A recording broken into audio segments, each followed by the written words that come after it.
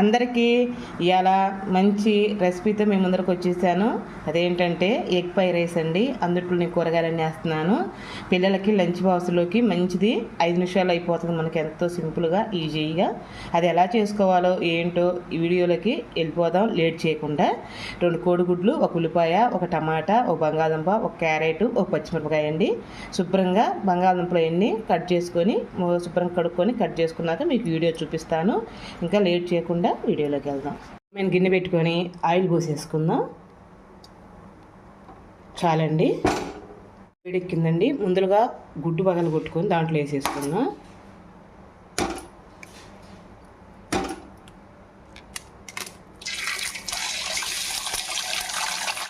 చూసారా, మరీ ముక్కలుగా చేసుకోవాలండి. ఒక రకంగా చేసుకోండి.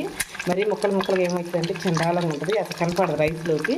అందుకని ఒకసారి తిప్పుకుందాం.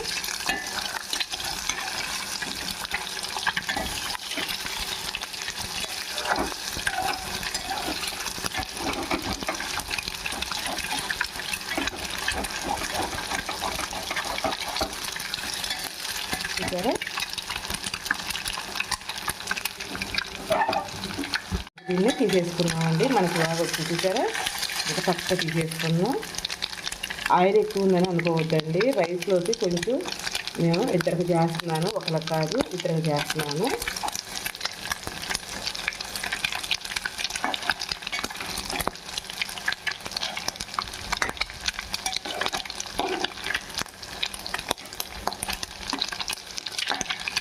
కదా, మనం ఇందాక కట్ చేసుకున్న ముక్కలు దీంట్లో చేసుకున్నాం.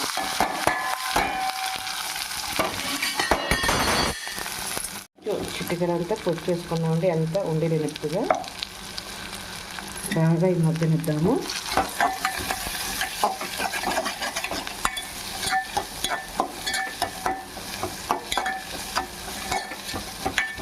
కొంచెం ముక్క మెత్తబడితే చాలు, మరీ అవసరం లేదు.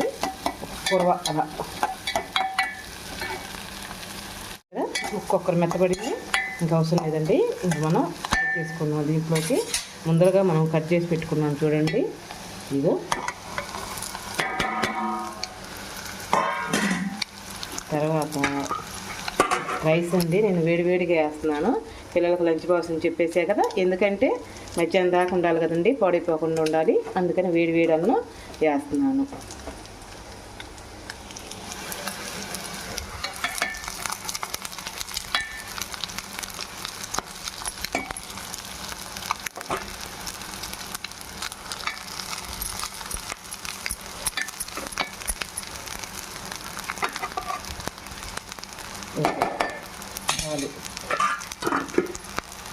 ఇదండి 1 స్పూన్ ఉంటుందండి ఉప్పు.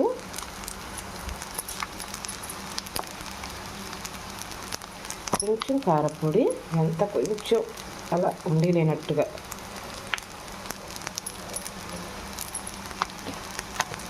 కొంచెం గరం మసాలా వేసుకున్నాం. కొంచెం అండి, మరింత వేయట్లేదు. చూసారా, మనం హైలో పెట్టుకోవాలండి, సిమ్లో పెట్టద్దు అసలు. హైలో పెట్టుకొని టకా వేసుకోవాలి. ఎలా అంటే చిటపట అని అన్నం కూడా మనకి ఏగిపోవాలి దెబ్బకి. అలా హైలో పెట్టుకొని బాగా మంచిగా రోస్ట్ చేసుకోవాలి.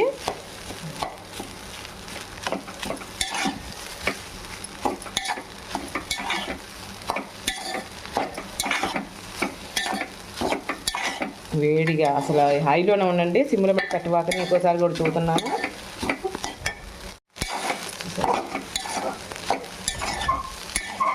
పిల్లలకి పోషకాలన్నీ మనకి కోడిగుడ్డు, క్యారెట్ అన్నీ ఉన్నాయి కదండి.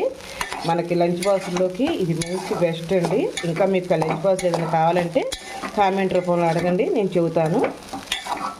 కానీ హైలో పెడితే కొద్దిగా చెయ్యి కూడా కాస్తా ఉంటుంది. చూసుకొని గమనించి చేసుకోండి.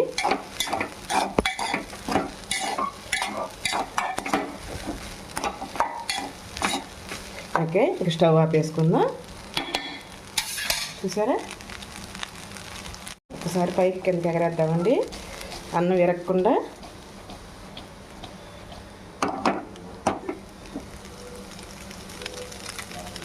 కొత్తిమీర చల్లేసుకుందాం. మనకి లాస్ట్లో రెడీ అయినట్టే. చాలా బాగుంటుంది. ఒకసారి ఇలా ట్రై చేయండి. మీకు కనుక నచ్చితే ఒక లైక్ చేసి ఒక కామెంట్ చేయరా.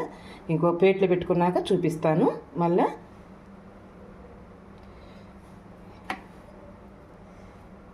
తీసుకుందామండి. ఇంకా చూసారా ఎంత చక్కగా ఉందో. ప్లేట్లో తీసేసుకుందాం. ఇదిగోండి చూసారా మనకు రెడీ అయింది. ఉన్నాయి బాబట్ని చాలా బాగుంటుంది. ఒకసారి ఇలా ట్రై చేయండి. మీకు నచ్చితేనే ఒక లైక్ ఒక కామెంట్ అండి. రేపు మంచి వీడియోతో మీ ముందుకు వచ్చేస్తా. అంతవరకు బాయ్ అండి.